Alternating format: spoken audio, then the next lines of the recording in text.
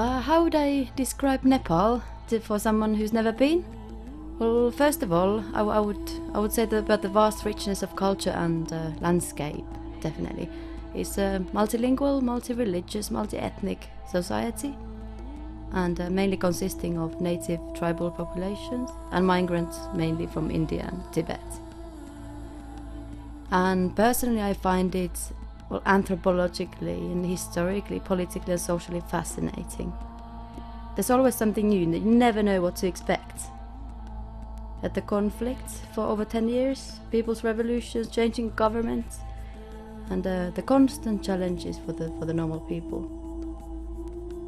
And also very aesthetic and very, very addictive.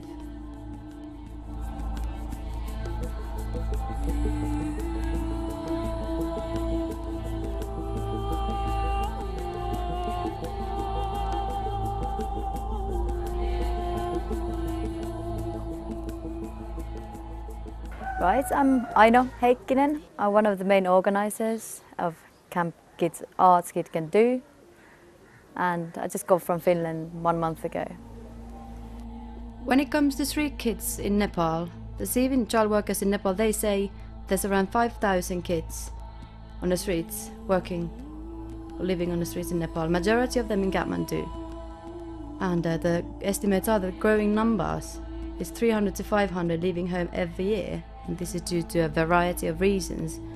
It's abusive parents, peer influence, lack of resources at home, displacement after the war, and surely the temptations of the capital cities. Once they are on the street, it's very difficult to rehabilitate. Take the kids back home or stop them using drugs. And according to the Central Children Welfare Board, there's 454 registered children homes. This is only in Kathmandu. They are rated in different categories. And they monitor these homes to a certain extent and shut them if they don't have the minimum requirements. They close them down. The original idea for the camp has been cooking for a long time. Back in the years when I've been dealing with street kids, different organisations, getting to know my godsons better, watching them grow and just seeing how they enjoy the arts that we've been providing the opportunity from the first place. And last year I just went to this conference, development conference back in Finland. I got to talk about cultural exchange, you know, getting kids here, getting kids there, and I just realized that I'll do this time when I come. The location, the rehab where we had the camp in Dhading, Never Alone group, was a beautiful, unexpected surprise. We didn't know when we arrived from Finland, we didn't know where the camp is going to be held. And we and Bahadur were just talking on the phone every day that we'll sort it out when we get there. That he was checking some places and Ausala was checking some places, asking around. And then Bahadur just said that there's this rehab that I knew of it. I knew lots of people from there before. I knew how he started. And Bahadur just said that he had a chat with Raju and everybody, the coordinator, and they said yes. We went to see the place just a couple of days before the camp started. I found it very beautiful, the guy's very friendly, and that's it. The reason why we focused on the creative activities and how the whole idea started,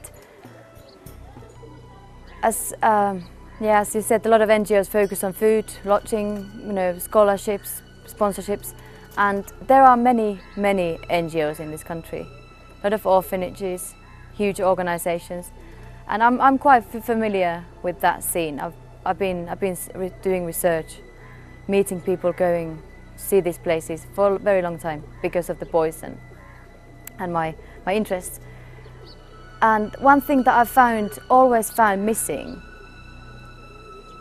in a lot of places, you know, especially the little poor houses, they don't have, of course, when you have to focus on the just food in the first place, you don't have the time and the money or the interest to inspire the kids, you know, to take them to the movies, to teach them to draw or teach them music, make them dance. They do these things anyways, But yeah, I'm from the background and my girls are from the background that it was obvious that you do all sorts of, we all went to music schools, we all did painting, we did art classes. And it wasn't even a question. And I know what it does to your mind, what it does to child's minds, the imagination. And when it comes to deprived kids like these, I just wanted them to have a break. We all did. To have fun for those 5 days and inspire them to explore their creativity. You know, what they are good at, what they actually like. And getting big musicians in a camp, for instance, or getting Raju, the art teacher, who taught himself in these organizations, getting them to encourage the kids, show them how to do it, what they've become and who they were as kids, telling about their background. The kids that were just looking at them like, well, I can do that. Telling us about their dreams to become, you know, art teachers or musicians.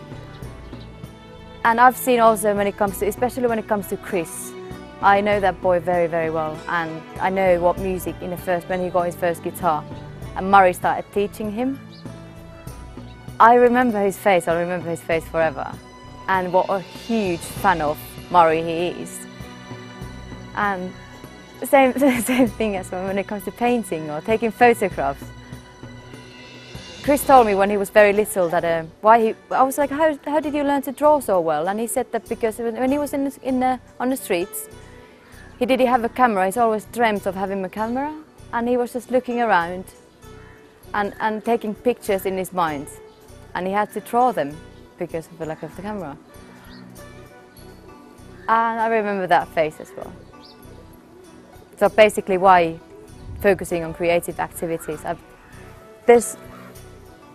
We can, because we can do it. We started the camp on Thursday,